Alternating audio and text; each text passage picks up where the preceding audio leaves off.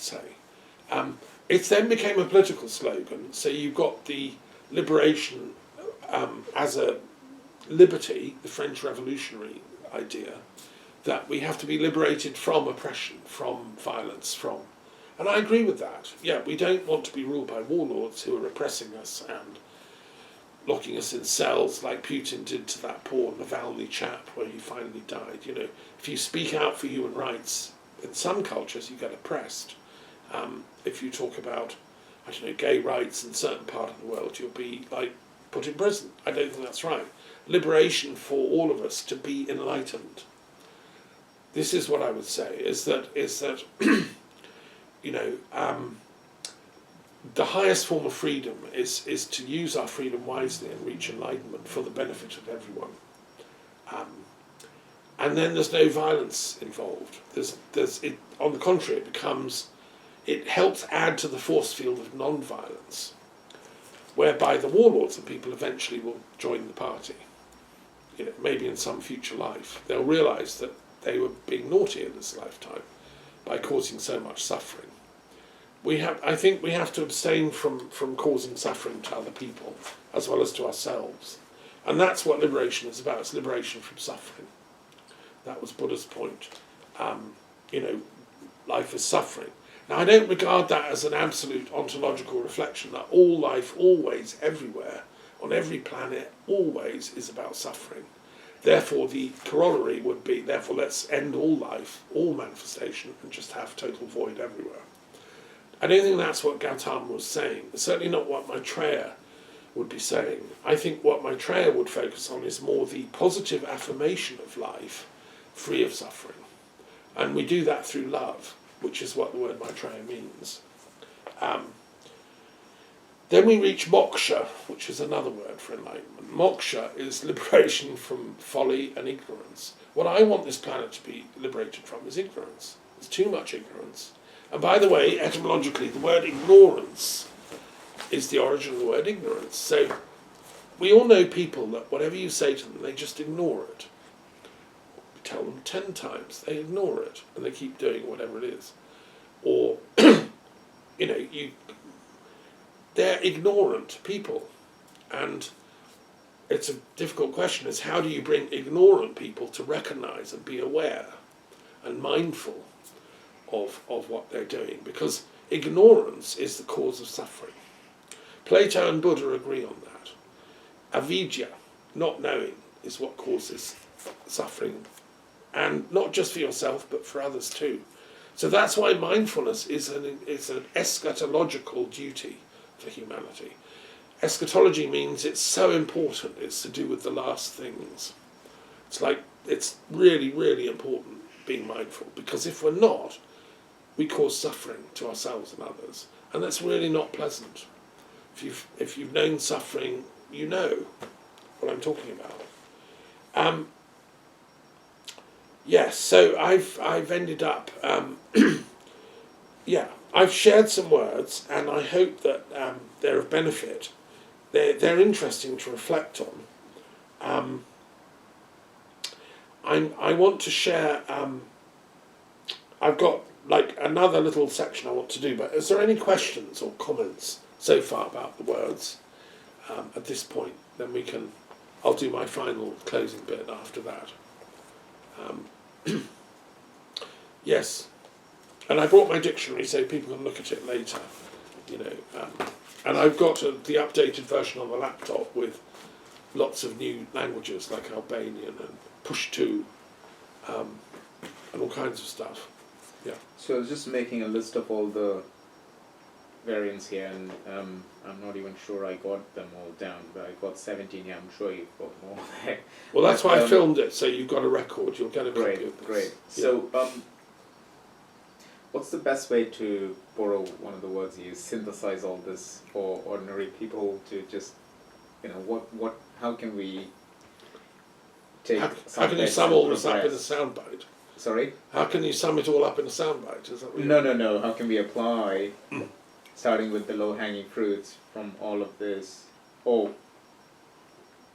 what would you expect me or us to do next week, let's say, or if this... Well, wait till the end of the course, because Sure. we're here for a weekend, and there's some other goodies to come, I assure you. Okay. When I'll answer that question at the end, like where do we go next, where do we take it? But I'll give you a little preview of the answer, which is, this is about joy. I've coined the word joyism, which is the opposite of terrorism.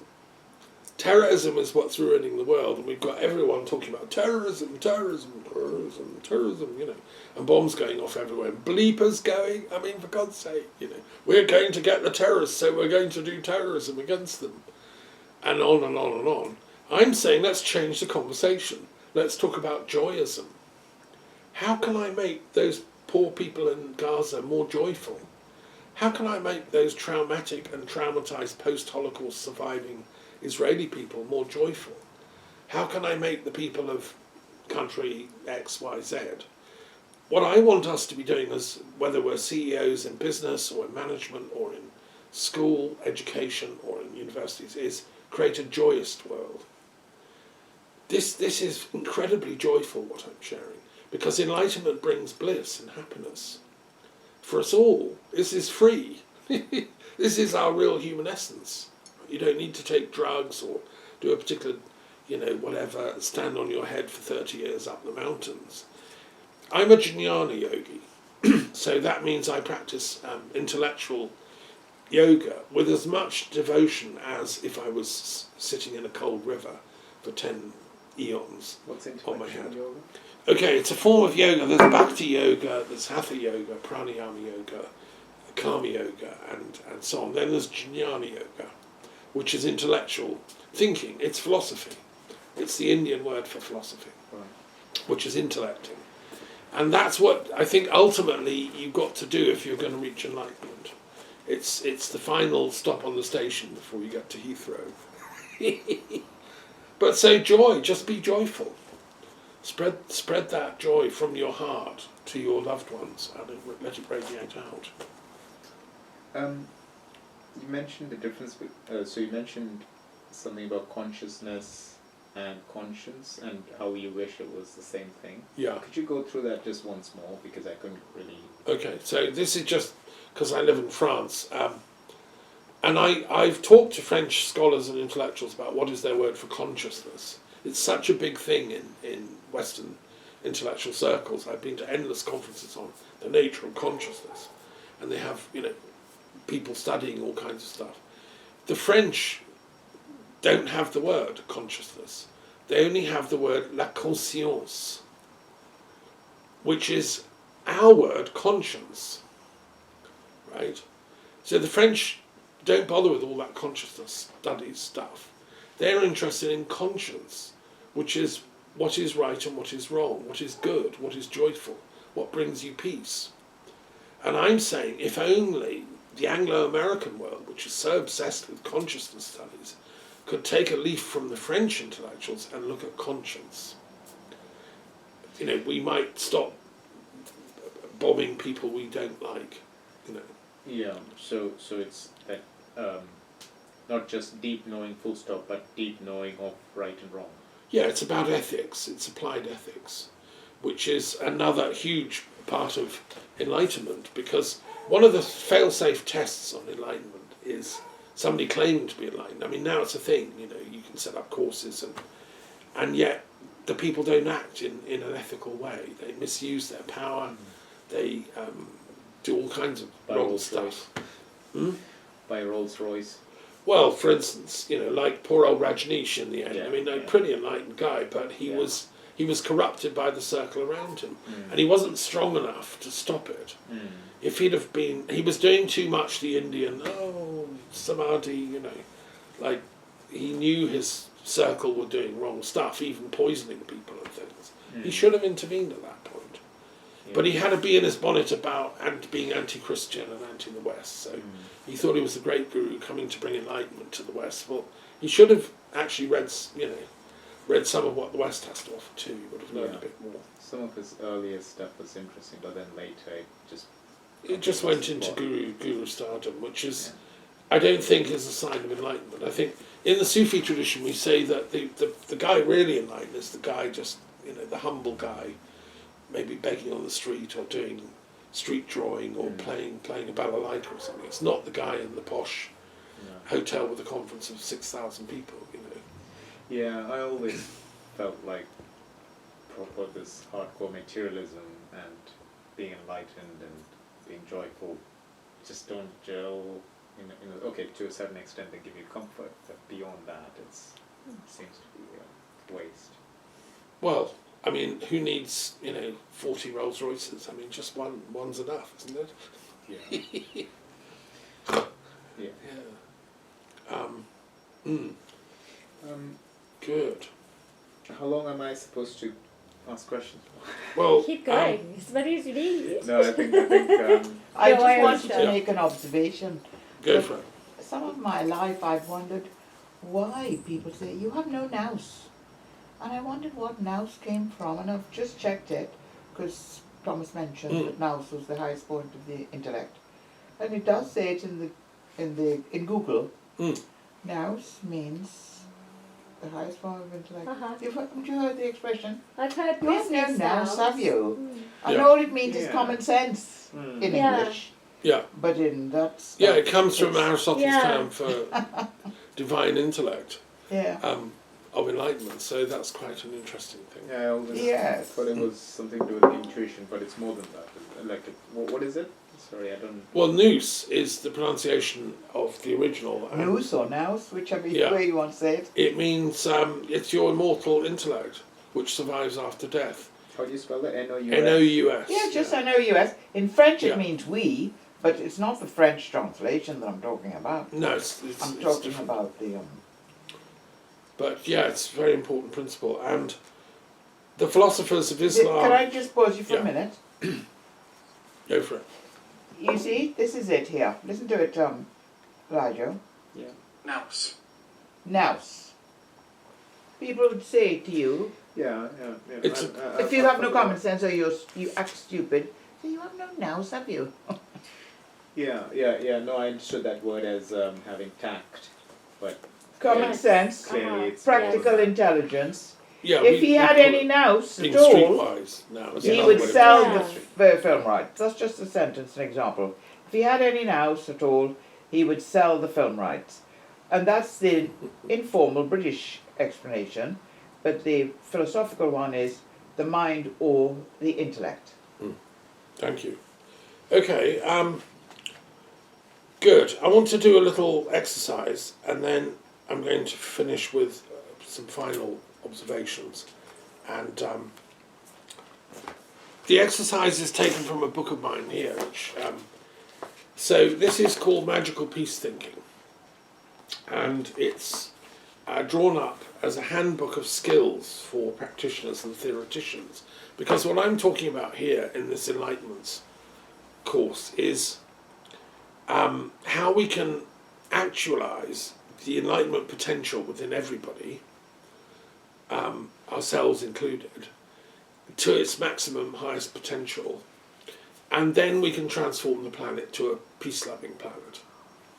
It's a different discourse to what's going on at the moment in the world of geopolitics and militarism and defence studies, and we're spending the world's vast resources of manpower, and tens of thousands of people are being killed, 40,000 in Gaza, thousands and thousands in Ukraine and Russia, and all our cleverest people are now working in the defence and military and espionage and information warfare. I'm trying to change that conversation as the peace druid of Britain, as a philosopher for peace, I coordinate in Europe. I'm trying to say, no, this is silly. Let's get more enlightened and change this whole planetary conversation to, I don't want a third world war between Russia, America, China, Europe. No, let's create a joyous world in which we put enlightenment really at the top of all our agendas. So just that's so you know the ambitiousness of what I'm proposing here. I'm very humble in doing it because I believe it's in all our interests and it's our common nous or common sense as a planet. Whether you're an Eskimo, a Chinese person, a Nepalese, an Indian, a Brit, an Estonian, or a Russian or a Ukrainian, this is actually what we want. I'm just trying to articulate it here. And so I produced this manual to try and get co-workers to help, because as a peace magician, and by the way, magic is a Zoroastrian term. It comes from Zoroaster's concept. The magus is someone that works with these divine energies and then channels them for the benefit of the community. They use, I mean, what we call magic is just is one tiny part of what the Magi did. And when Christ was born, 3 Magi came to visit his parents and the baby. And the Magi it could be a Mithraic initiatory priesthood, because Mithras is the god of light for the Zoroastrians. And Mithras is the one that defeats evil, Ahriman, the devil, the negative. And that's what we need on this planet. We need Mithras to do that work. Mithras is Maitreya in the Buddhist terms. But it's the... Now we have to draw on the highest light we can for that. How can we learn these skills? You can't learn this in schools. I used to teach it when I was in schools a bit, but it's not, you only get 1 lesson a week with kids and they get loads of maths and all this stuff. But learning the ultimate meaning of life and what we should be doing and what is enlightenment, no, 1 lesson a week, So that's wrong. We need to change the school curriculum to prioritise this stuff.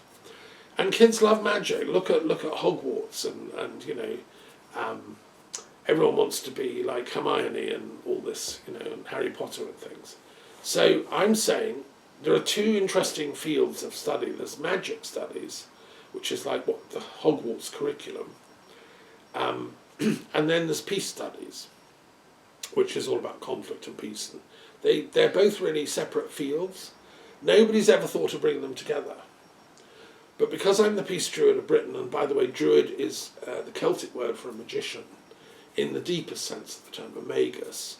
So in the Celtic Bible, when they say 3 Magi came to see baby Jesus, it's 3 Druids come in the Celtic.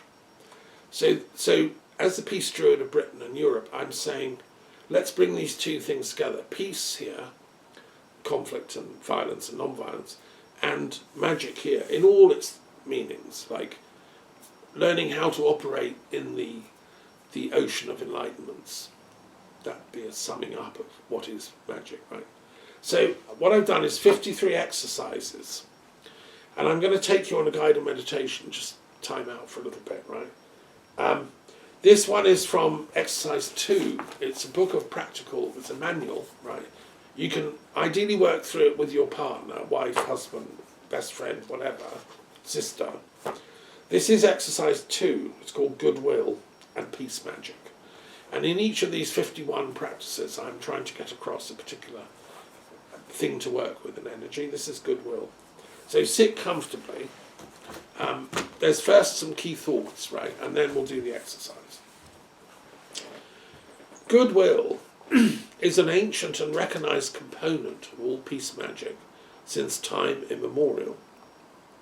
The good was Plato's term for the ultimate reality, with a capital G, which creates and sustains everything, including our own individual souls on their reincarnational journeys. The purpose of invoking goodwill as part of peace magic is to learn to tap into the reservoir of goodness within each human soul, which is a present from the divine creator, and then to use it in invoking, imagining and manifesting a more peaceful world. The Anglo-Saxon term good is directly related to the other words God and goddess. The inner etymological meaning of all these words is the place where everything is united, synthesized and gathered together. End of quotes. Gathering and togetherness also comes from the same root. Look them up in a good etymological dictionary and you will see. This gives us a clue. Goodness is when people feel connected, when love prevails between people. We say lovers make a good couple when we can feel the emanation of unity and harmony that arises between them. We say of someone, they're a good teacher when they bring us to thoughts and realizations and new skills that bring order, harmony and interconnectedness to our thinking and our lives when we can get it together finally. The etymology of samadhi in Sanskrit also means putting things together, making things the same. So goodness implies synthesis, cooperation, love, togetherness. It also implies internationalism, harmony and peace between nations and races and religions. The will part is there because we have to access and harness this general goodness and transform it into an inner dynamic that powers our own actions, motivations, energies and life choices. Goodwill exists both on a personal level but also on a group level of endeavour. Alice Bailey, a great peace magician in her day, founded a whole organisation called World Goodwill to manifest this energy, and many of her writings describe how we can access goodwill for our personal and planetary lives.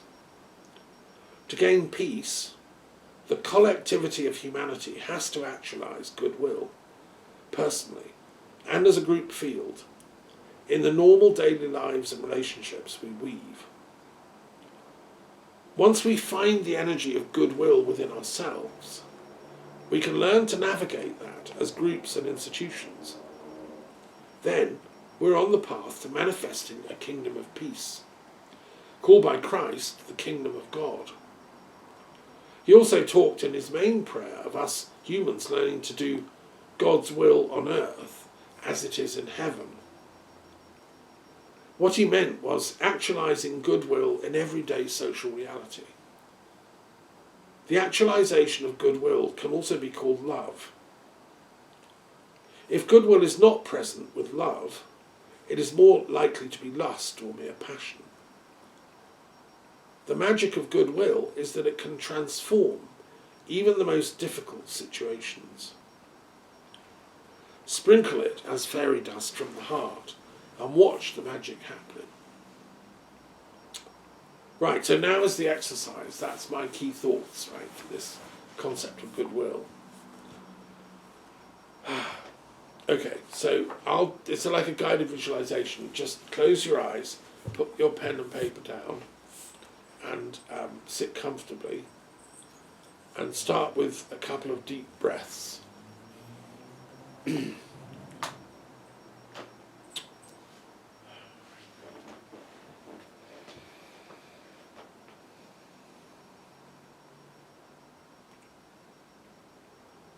Sit quietly in a sacred and peaceful place where you will remain undisturbed. Close your eyes and quiet your breathing. Visualize a column of white light arising from the top of your head, shining out several feet above your seated body. And then allow the column to ascend further, some hundreds of feet into the air above you. Using your magical eyes of inner vision, go up high enough to see the curve of the earth stretching in all directions, like a magical energy shield of glistening potential. See the earth's gentle curve and realize it is like the gentle curve of a woman's breast. As you see this, visualize the whole earth as your mother, the goddess Gaia, who has been your mother, your upholder and your body giver for life after life, for countless incarnations.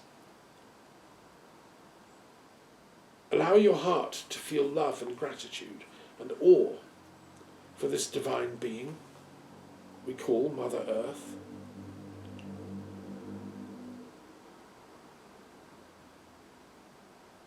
In your mind's eye, look down and see every little creature, every beetle and ant, every bird and fish, every plant and tree, all of them scurrying way below, like the inner cells and organelles of the collective body of the Divine Mother Earth.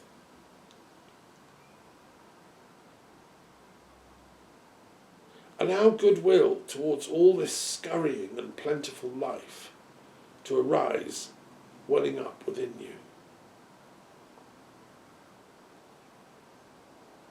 Visualize a stream of fairy-like particles streaming from your heart chakra and showing out of you, glowing out of you like a Roman candle, multicoloured and gently falling towards the earth.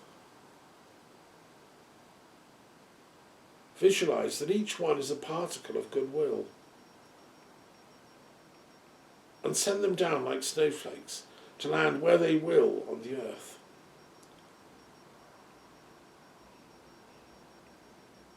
Imagine some scenes where they might land. A couple are having a terminal argument. Then your light particle of goodwill lands on them, and suddenly they're making love, and they make up before they know it, deeply and truly. Or a rich landlord is about to take a poor man to court and throw his entire family out onto the streets, when suddenly a light particle of goodwill lands on his head. And without him realising it, he's cancelling his legal action and buying them a Christmas hamper instead. And so on and on. Looking further up into the sky above you with your inner magical vision, you see way out beyond the Earth's atmosphere and can sense the stars and all the suns shining around you. And from each of them, lines are also streaming particles of goodwill towards you. You realise that each photon of light is actually a particle of goodwill energy made manifest.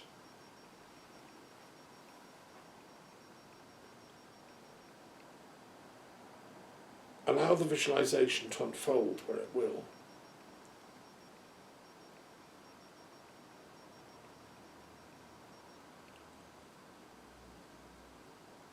And then return to your body at peace.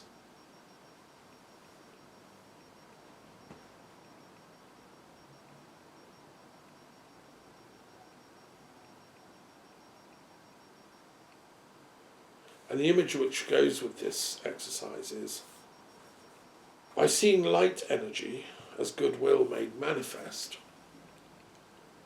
my heart is full of love, and peace arises on the earth through this miraculous downpouring of goodwill as snowflakes or light particles of divine love in action.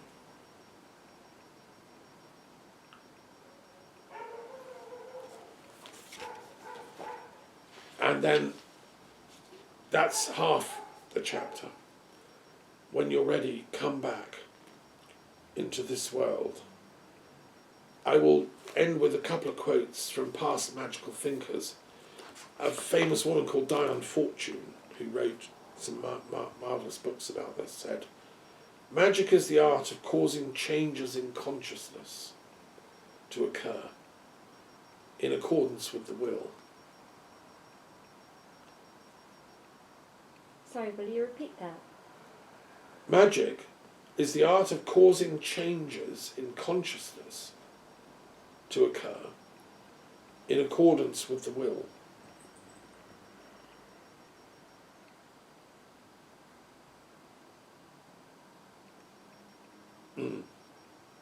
And Immanuel Kant, philosopher I greatly admire, said, "Difference of religion? A strange expression, as if we can speak of different morals. There may be different kinds of faith, which are historical, different religious books, but there can only be one religion valid for all people and for all times. These other matters are nothing but a vehicle of religion, accented and different according to the differences of time and place."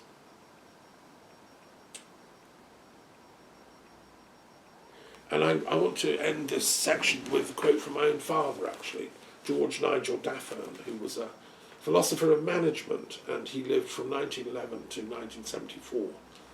And I remember him, a good man, really good man. And he loved my mother immensely, and they were a great couple. And he worked for peace tirelessly, and he wrote this book on management science, pioneering stuff back in the 60s. And it was called Management Development in a Changing World, 1961. He'd studied, and he'd been head of management for the Canadian National Railway System at the time, in the 1950s, where I was born. He said this: "Man has reached the most vital dilemma of his career. As we have known since 1945, he has, by the use of his intelligence, brought himself to the point where he can march forward to a much higher form of life on earth, or he can remove himself from it."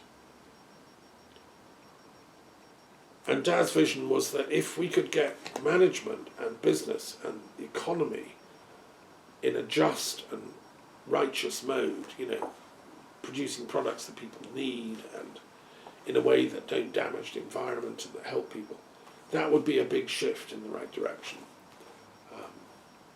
So he was a peace magician in his own way, I think. Okay, now I'm going to finish. I've got last 10 minutes and then I'm going to stop.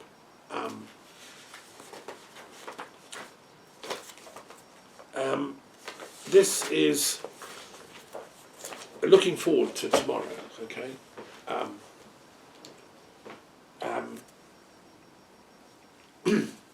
Does anyone want to comment on the exercise? If there's something you saw or would like to share, now's the time to share. Well, I like the tone of the book. It's very good. Magical peace thinking, I think you'd love it. Yeah. I like how the word goodwill, it's a word that tends to be hidden in our vocabulary and sort of almost goes unnoticed in a sense. Yeah. I feel. I mean, in my When we first say experience anyway. gesture of goodwill, loosely, but Yeah. it's that gesture of goodwill. It's where our heart goes into. The way you used it in that meditation thing was brilliant. It was so easy to follow as well and visualize. Good. Well, you can get the book and get your wife to do it and take turns. You're supposed to work through one chapter a week. It's a year-long course. If she's probably into some of this stuff, I think. She's very, very religious, and she prefers to In the Christian just, tradition? yeah, just pray rather than meditate. Well, there's as we'll learn tomorrow, there's a huge overlap, and Between it's what not and an what? either or. Between meditate and what? And prayer. Oh, I see. There's a big overlap. I went to the St Thomas's Church once in the city of London, where the Indian Christians meet. They have a meeting place. They did in St Stephen's Walbrook, Right. in the city of London. I joined in with one of their ceremonies, which I enjoyed. And I don't know if you've been there. No. No, because they have the men on one side of the pews and the women on the other. They they're quite strict about that. But they had nice lunch afterwards, with all kinds of little nibbles and things. No, I we never just- forget that wonderful meal we had at the Afghan embassy. Wasn't Yeah. that a spread? The Afghans, Oh, they're my other favourite people. Yes, and I wanted to share a word because I talked about Pashto, which is the language of Afghanistan. what is it? They spoke that language, and it's really interesting what I've learned about Pashto words. And the word po, P-O-H, in Pashto means aware and intelligence. And I'm convinced etymologically it's related to the word Buddha, Buddhi. This is an Indo-European language, Pashto, which is the language of the Afghans. And everyone's terrified of the Afghans. Oh,